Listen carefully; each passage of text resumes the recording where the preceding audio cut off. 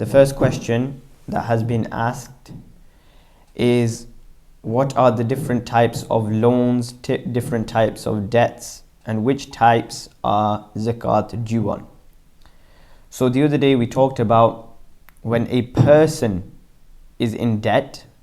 Today we are going to be talking about when a person himself has loaned money out to another person. What is the ruling of that when you yourself have given somebody else a loan? So the first thing to acknowledge is the responsibility of paying zakat is on that person who lends the money, not the one receiving the loan. So if I have loaned money to person B, the responsibility of paying that zakat is going to be on me. Even though it is technically in person B's hand, I, in reality, am the owner of that money. Therefore, the responsibility of paying that zakat is on me. And there are three types of loans, three types of debts. The first type is a debt or loan for trade goods.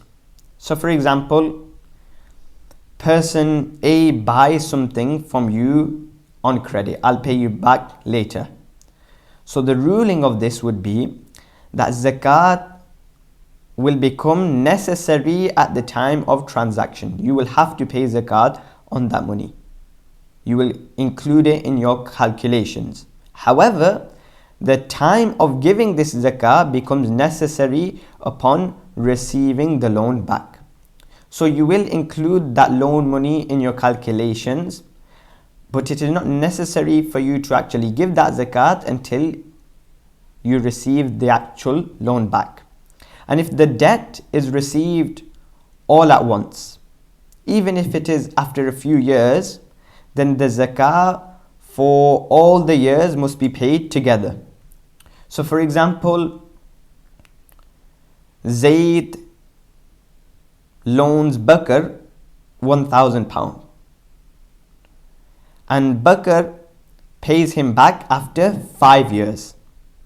So now Zayd will pay 2.5% of that £1,000 for those 5 years. Because he's received all the money at once, he must pay the zakat on that £1,000 for the full 5 years. So for example, we've given £1,000 in 5 years, so he will calculate 2.5% of that. That equals £25 for 1 year. And he has to calculate zakat for all the 5 years now. So that will be 25 multiplied by 5, so £125 for the zakat of all the 5 years. And if the money was paid in installments over the 5 years, for example, then zakat will be necessary on the money received. So for example, out of the £1,000 in the first year, he's paid £250. Now it will be necessary to give zakat on that £250. And if the installments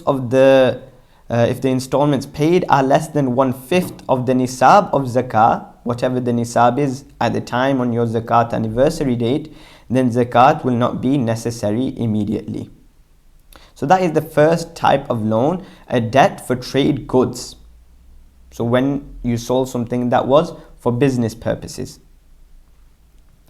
So the ruling of that was that yes, zakat will become necessary at the time of transaction. You will include that in your calculations, but paying it will be necessary when you receive the loan back. And I've explained if you receive it after many years later, or even if you receive it in installments, then when you receive it in installments, you will pay it immediately.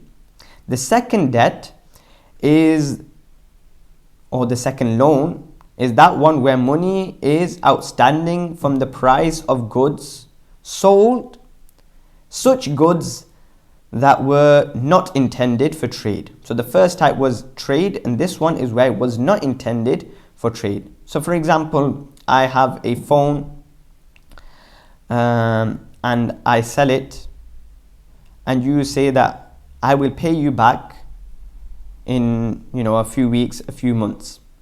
So this phone was of my personal use, and I've just sold it. So it's not like a business. I've just sold it to you. It wasn't a business deal. I wanted to upgrade to the newest phone. So the ruling of this is that the zakat on this will only be wajib after the entire amount is received, meaning it does not become necessary at the time of transaction. And zakat will not be wajib on the installments received from this debt either.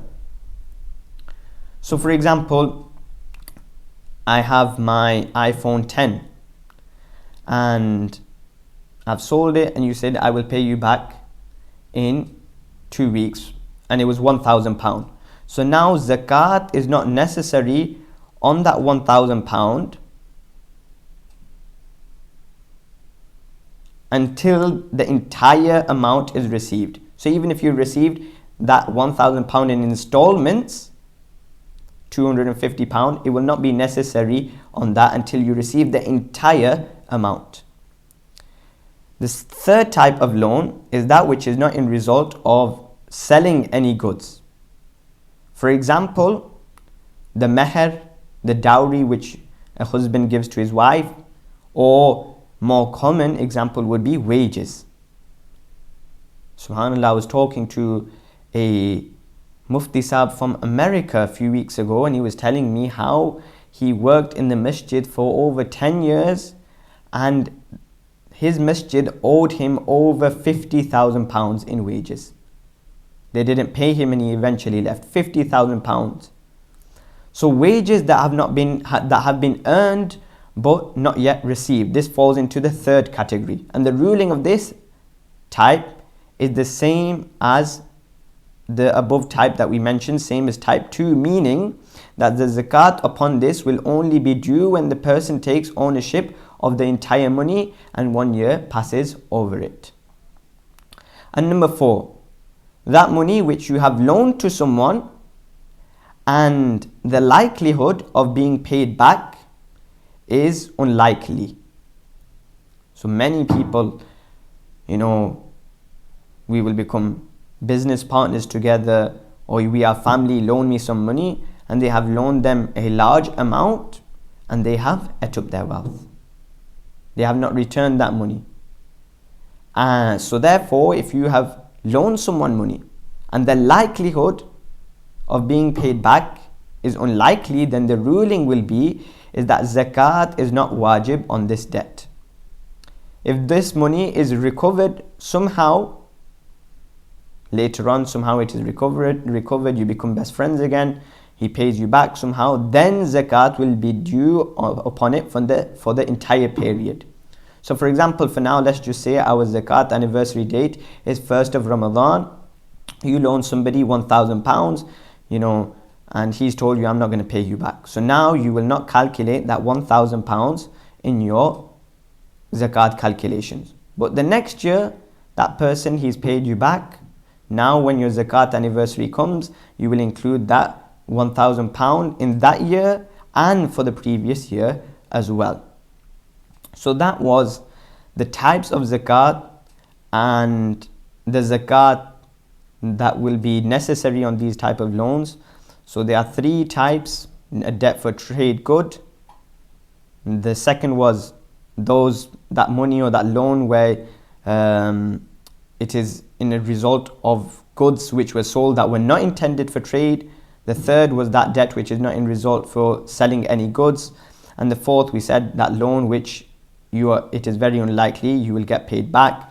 May Allah subhanahu wa ta'ala forgive my shortcomings in explaining. It was a bit of a tough masala. So may Allah subhanahu wa ta'ala grant us all the ability to understand. Ameen ya Rabbil Alameen.